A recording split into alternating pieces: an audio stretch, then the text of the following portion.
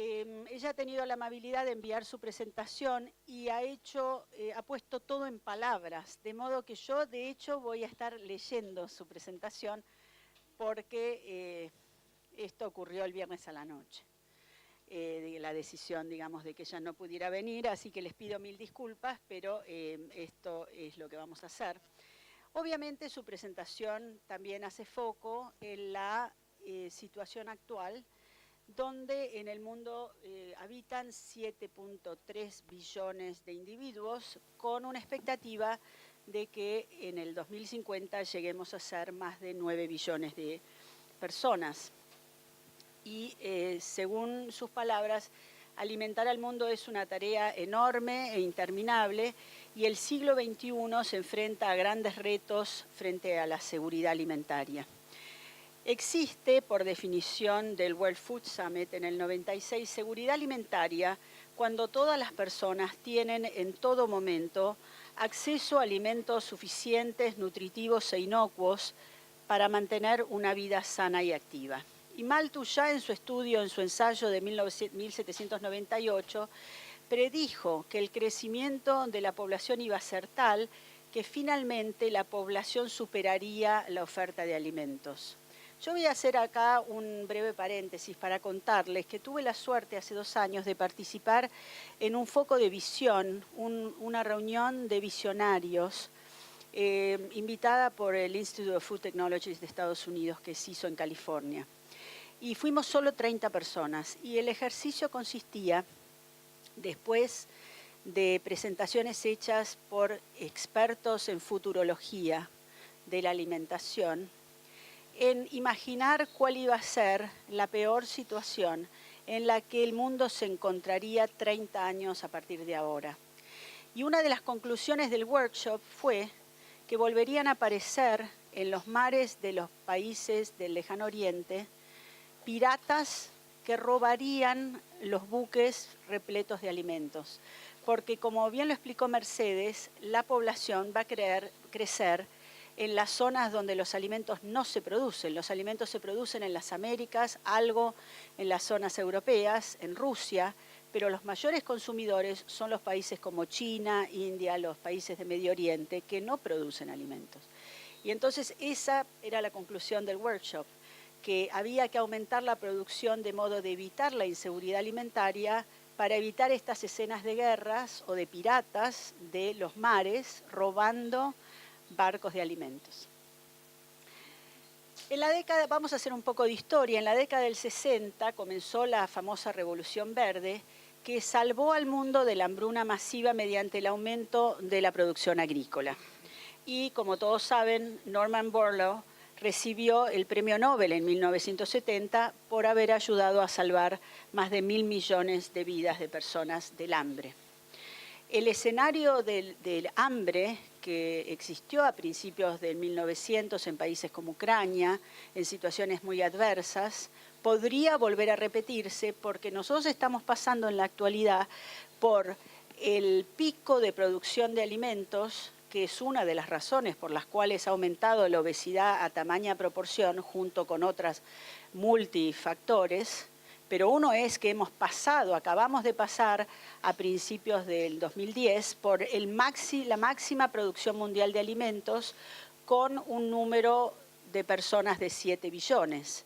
Ahora, la curva está descendiendo en la producción per cápita, mientras aumenta en forma alarmante, exponencial, el número de gente.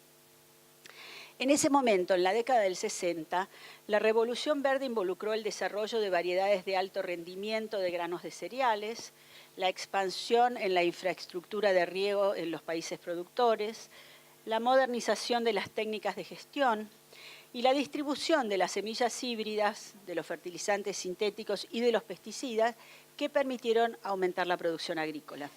También trajo problemas. El uso creciente de plagas basados en agroquímicos y control de malezas ha afectado negativamente el ambiente circundante y también la salud humana. El aumento en el área bajo riego ha llevado a un aumento en la salinidad de la tierra en los países productores, y a pesar de que las variedades de alto rendimiento tienen sus puntos positivos, es cierto que se ha llevado a la pérdida de la biodiversidad agrícola. Ahora, si nos enfocamos en las calorías, lo que la Revolución Verde no hizo fue evitar el hambre oculto. La producción cerealera incluso contribuyó al aumento del hambre oculto. ¿Y qué es el hambre oculto? A nivel mundial, el hambre oculto es la deficiencia de micronutrientes, especialmente de vitamina A, yodo, hierro y zinc, que afecta a más de 2.000 millones de personas, es decir, a 1 de cada 3 personas, según la declaración de FAO del 2013. Esta hambre oculta conduce a un deterioro mental, a una mala salud, a baja productividad e incluso la muerte, y sus efectos adversos sobre la salud y sobre la supervivencia infantil son particularmente agudos. Piensen solamente en el número de millones de niños que tienen problemas de visión en África por falta de vitamina A. La malnutrición tiene dos caras: la desnutrición como resultado de una ingesta insuficiente o mala absorción o el uso biológico deficiente de los nutrientes que se ingieren. Esto puede dar lugar a discapacidades funcionales del cuerpo, retardo en el crecimiento y bajo peso. Y la otra cara es la nutrición por exceso, el resultado de la ingesta excesiva o en el desequilibrio de los nutrientes que se ingieren, lo que también puede dar lugar a la discapacidad, así como la obesidad y sobrepeso. Y los puntos principales son, y estos son los números actuales, que al menos 10,9% de la población mundial, 795 millones de personas todavía sufren de hambre, 805 millones de personas, es decir, 1 de cada 9 en todo el mundo son desnutridos, y casi 5 millones de niños menores de 5 años mueren aún por causas relacionadas con la desnutrición por año. 4 de cada 10 niños en los países pobres están desnutridos. Por otro lado, el sobrepeso y la obesidad afectan aproximadamente a 2 billones de personas, de ellas 42 millones de niños menores de 5 años. Y la doble carga de la malnutrición es ahora un problema tanto en los países desarrollados como aquellos en vías de desarrollo. Así que la definición del término doble carga de la malnutrición es la coexistencia de la desnutrición y de la nutrición por exceso en la misma población, en el mismo país, a lo largo del curso de la vida. Vamos a volver un poco a qué problemas existen para la producción agrícola, porque podría pensarse que una de las soluciones es el aumento de la producción agrícola. Los problemas que enfrentan son el rápido crecimiento demográfico, el hecho de que hay menos tierra disponible para la producción agrícola. El 2010 marcó el final de la tierra arable disponible. En el mundo ya no hay más tierra arable disponible. Hemos usado toda la que hay, hemos talado bosques hasta el límite de producir un desbalance ecológico. Ya no se pueden talar más bosques y por lo tanto hemos llegado hasta aquí. No se puede sembrar más que lo que hay. El acceso limitado al agua, mayores costos de producción, transporte y almacenamiento, el cambio climático producido por la deforestación con los terribles desastres naturales que vemos y la degradación del suelo que conduce a la desertificación y plagas más resistentes. Un ejemplo de lo que le puede pasar al mundo es lo que pasó en la isla de Pascua, que era un bosque y que fue talado a medida que la gente vivía, aumentaba la población, hasta que llegaron a un punto en que la tierra se desertificó, ya no pudieron cultivar y murieron de hambre. Eso es lo que pasó en la isla de Pascua. La agricultura por sí sola no puede proporcionar la seguridad alimentaria. La agricultura tiene un papel fundamental en la promoción de la alimentación saludable y de la seguridad nutricional, y obviamente una buena nutrición de la población comienza en la granja. El aumento de la producción agrícola garantiza una mayor disponibilidad de alimentos, pero no necesariamente una mejora en el estado nutricional de la población, y por lo tanto la agricultura debe ser sensible, debe responder a las necesidades de nutrición.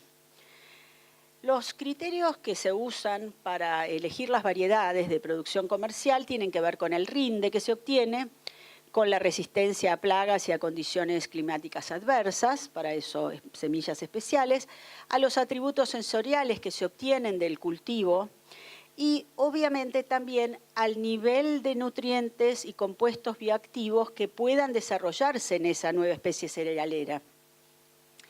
Ahora, la vinculación entre la agricultura, la nutrición y la salud es ampliamente reconocida por todo el mundo, pero queda aún una deuda que es reconocer el papel fundamental de la ciencia y la tecnología de alimentos, y eso es lo que vamos a ver ahora.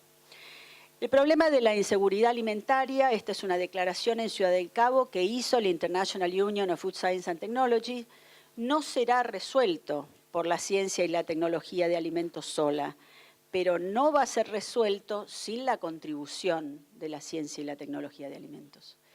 La ciencia y la tecnología de alimentos es esencial en la distribución, el procesamiento y almacenamiento de los alimentos para que los productos agrícolas puedan llegar a la mesa de los consumidores.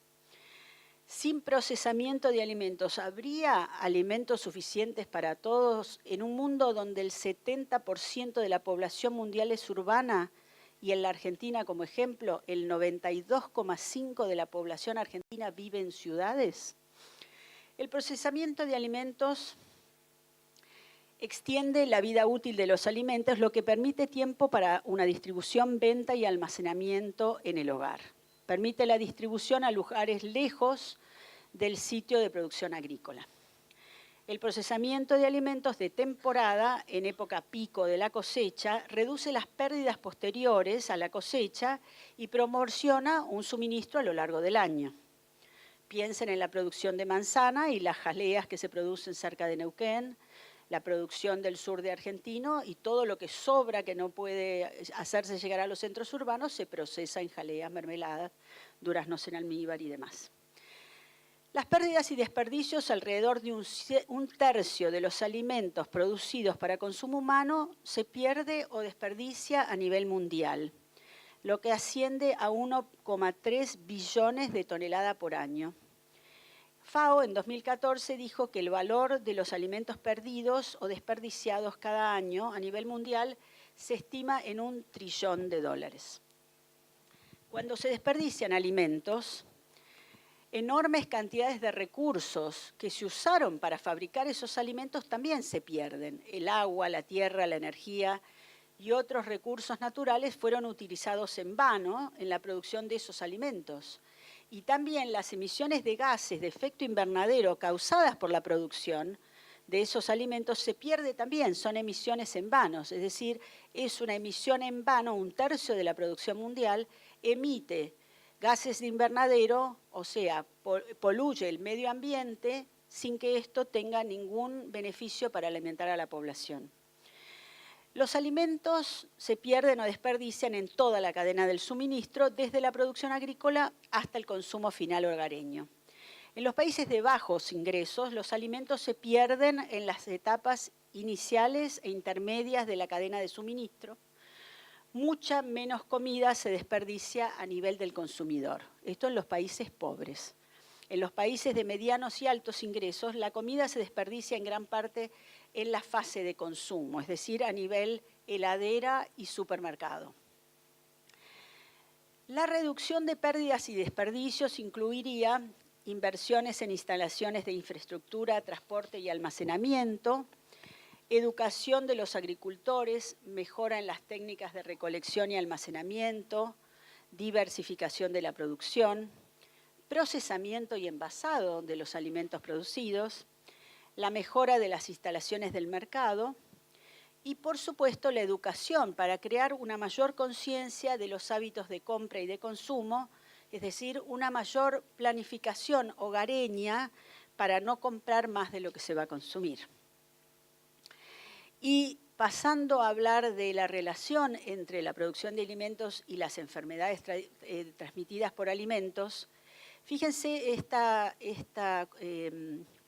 frase de la FDA de los Estados Unidos, es una información sacada directamente de la página, que dice, mientras que el suministro de alimentos de Estados Unidos es uno de los más seguros del mundo, el gobierno federal estima que hay cerca de 48 millones de casos de enfermedades transmitidas por alimentos cada año, el equivalente a enfermar a 1 de cada 6 estadounidenses, y cada año estas enfermedades dan lugar a 128.000 hospitalizaciones y a 3.000 muertes, en uno de los mercados donde la seguridad alimentaria es mayor. Algunos ejemplos para ver cuáles son las enfermedades transmitidas por alimentos, y en esto no me voy a detener: la salmonilosis, la campilobacteriosis, la colitis hemorrágica. En nuestros países hemos tenido de todo de esto. La listeriosis, controlada por técnicas de la tecnología de alimentos, también frecuente, ha ocasionado muertes que no son cercanas porque le han ocurrido a la hija de una conocida actriz que murió en México debido a una listeriosis, botulismo, y un montón de enfermedades relacionadas, transmitidas por alimentos, que eran las enfermedades clásicas que sufrían los consumidores antes de la década del 50. Por eso la expectativa de vida no solo ha aumentado por la presencia de los medicamentos, sino porque existe una cadena agroalimentaria que garantiza la inocuidad de los alimentos que se venden. Y eso ha hecho que en la década del 40 la expectativa de vida fuera 20 años menor que la expectativa de vida del 2000. El procesamiento puede eliminar, reducir o controlar la contaminación microbiana, incluida la responsable de las enfermedades transmitidas por los alimentos. Y para optimizar los niveles de nutrientes en los alimentos hay diversas maneras de hacerlo. Uno puede elegir variedades ricas de nutrientes en la producción agrícola, o puede hacer un mejoramiento genético de los cultivos, y por supuesto además un desarrollo de procesos y de productos para que tengan una retención óptima de los nutrientes. Y eso es lo que hace el procesamiento de alimentos. De modo que, ¿cuál es la relación entre el procesamiento de alimentos y la nutrición y la salud? Bueno, por ejemplo, nosotros podemos hacer tratamiento térmico moderado que inactiva enzimas y sustancias antinutritivas en los alimentos. Fortificamos alimentos con vitaminas y minerales para corregir deficiencias de macronutrientes. Nuestro país tiene planes nacionales de mejoramiento de la sal de mesa con yodación, tiene un plan nacional de fortificación de harinas, y todo eso lo hace la ciencia y la tecnología de alimentos. Y además, todos sabemos que en el mundo crece en forma imparable la investigación sobre alimentos funcionales para obtener mejores alimentos para poblaciones específicas. Por ejemplo, muchas veces se dice que comer alimentos frescos es mejor, que comer frutas y verduras es mejor, o que comer crudo es mejor, obviamente por desconocimiento, porque la biodisponibilidad de muchas de las vitaminas aumenta con el calentamiento. Y el caso típico es la biodisponibilidad de carotenoides. Por eso yo una vez vi una publicidad que me pareció muy simpática sobre el ketchup y la pizza, ¿no? Donde hablaba de la mejor biodisponibilidad de las vitaminas está acá. Y lo que mostraban era una foto de una pizza y de un ketchup. Y es verdad, se puede medir. Y entonces hay muchos ensayos que miden el aumento de biodisponibilidad por procesamiento. Esta es una frase también que viene de este grupo de biodiversidad para la seguridad alimentaria y nutricional, y es como la máxima de la alimentación y la nutrición, debido a que es difícil identificar una dieta óptima. Comer una amplia variedad de alimentos constituye una salvaguardia contra las deficiencias nutricionales.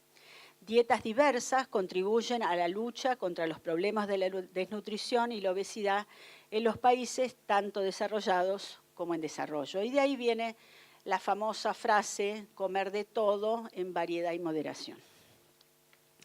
La dieta moderna, muy variada, ha sido posible solo debido al procesamiento de los alimentos, porque la accesibilidad a los alimentos está restringida al lugar donde se producen, si uno solo come alimentos obtenidos de la huerta o de la granja. Y por lo tanto, nosotros somos privilegiados porque la Argentina produce de todo, y en nuestro campo quien vivía en zonas rurales tenía acceso a todos los alimentos, pero no es lo mismo en la Rusia helada, en Moscú, ni en Canadá en invierno, no hay perejil ni lechuga, y si no fuera por el procesamiento de alimentos, nadie en Canadá comería verduras durante la época invernal, ni mucho menos en los países de Escandinavia.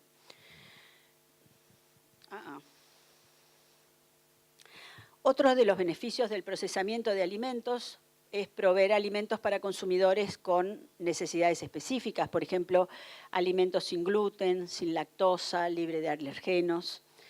Y además hay una variable que el Ministerio de Agroindustria también estudia, y es que la producción industrial de los alimentos produce muchos menos desperdicios que la producción hogareña o de restaurante. De modo que hay otro aspecto de la ciencia y la tecnología de alimentos que ayuda a la alimentación, y es que el análisis de alimentos sirve para evaluar diversas cosas.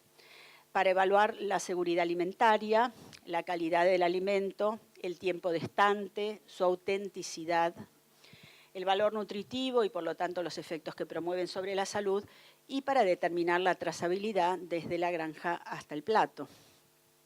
Y eso se hace mediante ensayos analíticos, muchos de los cuales ustedes que están aquí presentes llevan a cabo.